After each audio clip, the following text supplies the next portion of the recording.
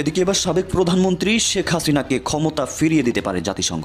দীর্ঘ ১ বছর পরে আওয়ামী লীগের পক্ষে চিঠি পাঠিয়েছে ডক্টর ইউনূসের কাছে। শুধু সময়টা আলাদা, ঘটনা একই, দৃশ্যপট আলাদা। এই মুহূর্তে আপনারা জানেন যে ডক্টর মোহাম্মদ ইউনূস তিনি আপনার জাতিসংঘে আছেন, বক্তব্য দিবেন, সেখানে কয়েকটা প্রোগ্রাম সেট করা আছে। তো এরই মাঝখানে আওয়ামী লীগ একটা ডকুমেন্টারি পাঠাইছে জাতিসংঘ সহ আরো বিভিন্ন সংস্থার কাছে। আমরা মনে করছি যে শেখ হাসিনা হয়তো ভারতে গিয়ে চুপচাপ আছে। শেখ হাসিনা চুপ নাই, তিনি বিভিন্নভাবে ষড়যন্ত্র করছেন। শেখ হাসিনা ভারতে বসে দেশকে অস্থিতিশীল করে তুলছে। আসসালামু আলাইকুম।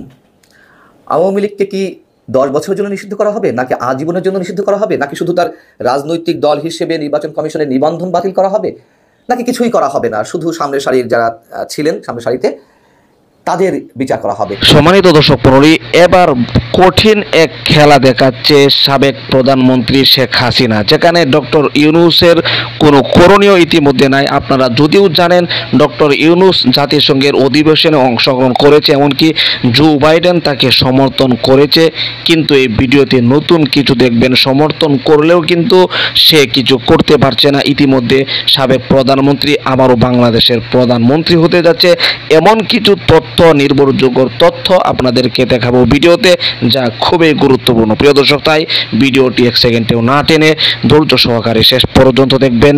চ্যানেলে যদি নতুন দর্শক হন অবশ্যই চ্যানেলটিকে সাবস্ক্রাইব করে পাশে থাকা বেল বাটনটি অন করে দিবেন। প্রিয় দর্শক, কথা না বাড়িয়ে ভিডিওতে একটি লাইক দিয়ে দেখতে থাকুন সম্পূর্ণ ভিডিওটি। শুধু সময়টা আলাদা, ঘটনা একই, দৃশ্যপট আলাদা। ক্যারেক্টারগুলোর মধ্যে জাস্ট হচ্ছে এই পার্টি টু ওই পার্টি, এতটুকু পরিবর্তন হয়েছে, আর কোনো কিছুই পরিবর্তন হয়নি। গেল 5ই আগস্টের আগ পর্যন্ত বাংলাদেশে যে চলমান ঘটনাগুলো ছিল, বাংলাদেশ আওয়ামী লীগ সরকারের হাতে বিভিন্ন কারণেই বিএনপি বা তাদের যারা নেতাকর্মী আছেন, জামায়াত ইসলামী বা তাদের নেতাকর্মীরা আছেন, তারা লাঞ্ছিত হয়েছে, নিপীড়িত হয়েছে, অনেক জায়গায় বিভিন্ন ধরনের মামলা হামলার শিকার হয়েছে। আর এই ঘটনাগুলো তৎকালীন সময় আপনার কি বলে যে আমেরিকার যেই কি বলে যে পররাষ্ট্র সেক্টরের যে ডিপার্টমেন্ট আছে সেইখানে, জাতিসংঘে, ইউরোপীয় ইউনিয়নে, বিভিন্ন জায়গায় বিএনপির নেতাকর্মীরা এটাকে লবিস্ট নিয়োগ করে হোক বিভিন্নভাবে আন্তর্জাতিক বিশ্বের মনোযোগ আকর্ষণ করার চেষ্টা করেছেন। এখন এই 5ই আগস্টের পর এবার প্রেক্ষাপট হচ্ছে কি, এতদিন যেই কাজটা বিএনপি করছে সেই একই কাজ এখন আওয়ামী লীগ করছে। এতদিন বিএনপি করছে আওয়ামী লীগের বিরুদ্ধে, জামাতও করছে আওয়ামী লীগের বিরুদ্ধে, আর আজকে আওয়ামী লীগ করছে বিএনপি এবং জামায়াতের বিরুদ্ধে। এই মুহূর্তে আপনারা জানেন যে ডক্টর মোহাম্মদ ইউনূস তিনি আপনার জাতিসংঘে আছেন, বক্তব্য দিবেন, সেখানে কয়েকটা প্রোগ্রাম সেট করা আছে। তো এরই মাঝখানে আওয়ামী লীগ একটা ডকুমেন্টারি পাঠাইছে জাতিসংঘ সহ আরো বিভিন্ন সংস্থার কাছে, আর যেখানে বিএনপি এবং জামাত সম্পর্কে বেশ কিছু বক্তব্য তারা দিয়েছে। Awami League month long state sponsored program to decimate Awami League, এই শীর্ষক একটা ভিজুয়াল ডকুমেন্ট তৈরি করেছে। আবারও বলি, month long state sponsored program to decimate Awami League, বড় লম্বা সম্বা নাম, যাই হোক। এখন এই ভিজুয়াল ডকুমেন্ট, যেটা দৃশ্যমান একটা ভিডিও ডকুমেন্ট তারা বানাইছে, যেটা জাতিসংঘ, দূতাবাস, হাই কমিশন এবং আন্তর্জাতিক মানবাধিকার সংস্থাগুলোতে পাঠানো হয়েছে। এই নথিতে কি কি আছে? গত মাসে আওয়ামী লীগের নেতা, সদস্য এবং সংখ্যালঘু সম্প্রদায়কে লক্ষ্য করে সহিংস ঘটনা এবং দমন পীড়নের একটি ধারাবাহিক চিত্র তুলে ধরা হয়েছে। আওয়ামী লীগের কেন্দ্রীয় কার্যনির্বাহী সংসদের সিনিয়র একজন সদস্য ভিজুয়াল ডকুমেন্ট প্রকাশ এবং বিভিন্ন সংস্থার কাছে পাঠানোর বিষয়টি নিশ্চিত করেছেন। জানা গেছে, দলের নেতা কর্মী সংখ্যালঘু গোষ্ঠীর উপর হামলা নথিভুক্ত করার জন্য মিডিয়া কভারেজ ব্যবহার করে দলটি ভিজুয়াল রিপোর্টটি তৈরি করেছে। এটি পৃথিবীর বিভিন্ন মানবাধিকার সংস্থাকে ইমেইলের মাধ্যমে বিতরণ করে স্থানীয় এবং আন্তর্জাতিক উভয় সমর্থকদের কথা বলার জন্য অনুরোধ করেছে। নথিতে বলা হয়েছে, বাংলাদেশ জাতীয়তাবাদী দল এবং জামায়াত ইসলামীর বিরোধী যারা আছে, মানে বিরোধীরা সংখ্যালঘু এবং নাগরিকদের বিরুদ্ধে সমন্বিত উপায়ে মানবাধিকার লঙ্ঘন এবং মানবতার বিরুদ্ধে অপরাধের গুরুতর লঙ্ঘন আপনাদের নজরে আনার জন্য লিখছি। আওয়ামী লীগের দাবি, 5ই আগস্টের পর থেকে আপনার এখানে বেশ কিছু সহিংসতার ঘটনা ঘটেছে। আওয়ামী লীগ নেতাকর্মীদের বিরুদ্ধে নির্যাতন, হত্যার অভিযোগ হয়েছে। বাসস্থান লুটপাটের সাথে জড়িতদের দায় মুক্তিও দেওয়া হয়েছে। জাতিসংঘ, বিদেশি দূতাবাস, মানবাধিকার সংস্থাগুলোর কাছে সরকারের ডক্টর ইউনূস সরকারের নিষ্ক্রিয়তা, ক্রমবর্ধমান সহিংসতার আনুষ্ঠানিক নিন্দা করারও আহ্বান জানিয়েছে। তারা বলছে যে আমরা গণহত্যা বন্ধ করতে, ন্যায় বিচার নিশ্চিত করতে, অবিলম্বে মানবাধিকার পুনরুদ্ধার করতে শাসনের উপর কূটনৈতিক চাপ প্রয়োগের জন্য বিশ্ব সম্প্রদায়কে আমরা অনুরোধ করছি। পাশাপাশি রাজনৈতিক বিভাজন গভীরভাবে মোকাবিলা করার জন্য আন্তর্জাতিক সম্প্রদায়েরও তারা প্রয়োজনীয়তার জোরদার দিয়েছেন। তো এখানে অনেক বক্তব্য আসছে। এখন আসলে ব্যক্তিগতভাবে আমি যতটুকু বুঝি আর কি, এগুলোতে আওয়ামী লীগের ওরকম কোনো ফায়দা হবে না। যেই কাঁচা দাগটা রয়ে গেছে, যে কাঁচা ক্ষতটা রয়ে গেছে, আওয়ামী লীগের চিঠি পাঠাচ্ছে, কিন্তু ওদিক দিয়া ডক্টর মোহাম্মদ ইউনূস তিনি জুলাই এবং আগস্টে সংঘটিত হত্যাকাণ্ডগুলোর একটা মানে বইটই নিয়ে গেছেন, যেটা তিনি আন্তর্জাতিক বিশ্বের সামনে উপস্থাপন করতে যাচ্ছেন।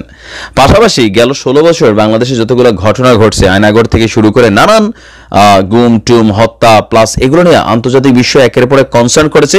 কিন্তু সরকার বলেছে এগুলো বিদেশি ষড়যন্ত্র, বিদেশিদের কাছে ভুলভাল তথ্য দেওয়া হচ্ছে। তো এখন যেহেতু কোনো রাজনৈতিক সরকার ক্ষমতায় নেই, এখন ডক্টর মোহাম্মদ ইউনূসের সরকার যিনি আছেন তার সম্পর্কে এই মুহূর্তে আসলে আন্তর্জাতিক বা কি বলা যায় সংস্থাগুলোকে বা জাতিসংঘকে বা মানবাধিকার সংস্থাগুলোকে চিঠি দিয়া কোনো রকম ফয়দা বিএনপিও আদায় করতে পারে নাই। বক্তব্যের মধ্যে ছিল, অ্যাকশন কিন্তু বাংলাদেশের জনগণে নিছে। তো এটাতে আসলে কোনো রকম ফয়দা হবে না। বাট আমার মনে হয় যে একটু আস্তে ধীরে, কারণ যেহেতু আওয়ামী লীগের নানান অপকর্ম এই মুহূর্তে সামনে আসছে আর বিভিন্ন বিষয়গুলো সামনে আসা শুরু হচ্ছে। ঢাকা বিশ্ববিদ্যালয়ের প্রশাসনের এই ধরনের এখতিয়ার নেই যে তারা চাইলেও আর ছাত্র রাজনীতি বন্ধ করে দিবে। ভবিষ্যতে সংকট সৃষ্টি হলে সেটি পাহারা দেওয়ার মতন, সেটিতে নেতৃত্ব দেওয়ার মতন, মোকাবেলা করার মতন কাউকে পাবেন না। সবাইকে তো আপনি ব্রয়লার মুরগি বানিয়ে ফেলবেন।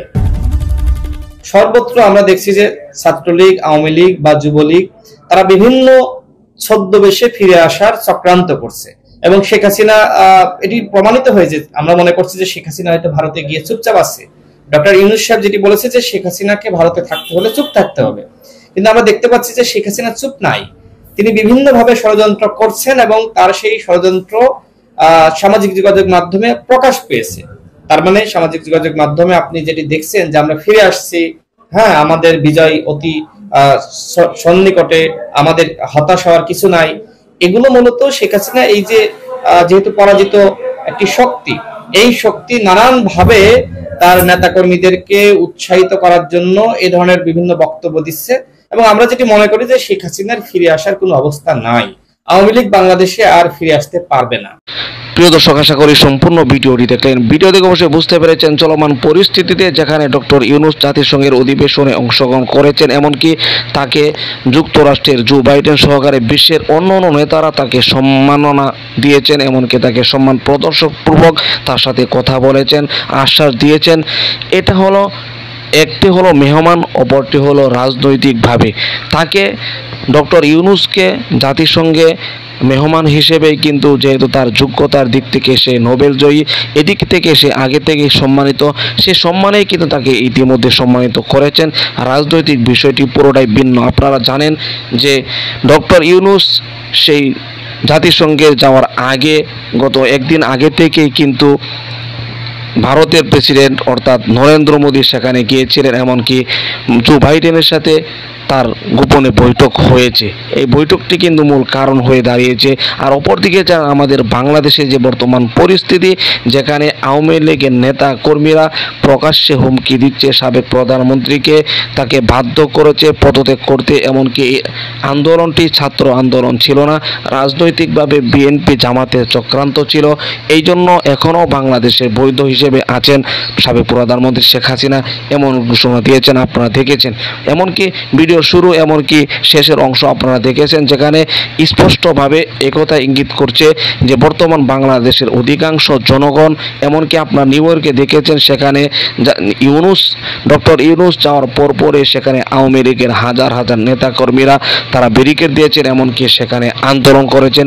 শুধু নিউ ইয়র্কে নয়, বাংলাদেশে বর্তমান পরিস্থিতি কিন্তু এর থেকে আরো ভয়াবহ, যেখানে আওয়ামী লীগের অনেক নেতাকর্মীরা তারা মিছিল মিটিং করছেন। অপরদিকে সাধারণ জনগণও কিন্তু সাবেক প্রধানমন্ত্রী শেখ হাসিনাকেই ক্ষমতা হিসেবে দেখতে চান, যা পূর্বের ভিডিওতে আপনাদেরকে দেখিয়েছি, এই ভিডিওতে দেখেছেন। প্রিয় দর্শক, সব কিছু মিলিয়ে বর্তমান পরিস্থিতিকে কেন্দ্র করে আপনার স্থান থেকে আপনার মূল্যবান মতামতগুলো কমেন্ট বক্সে জানিয়ে দিবেন, এমনকি এই ভিডিওটি শেয়ার করে সকলের মাঝে ছড়িয়ে দিবেন। প্রিয় দর্শক, আজকের মতো এখানে শেষ করছি।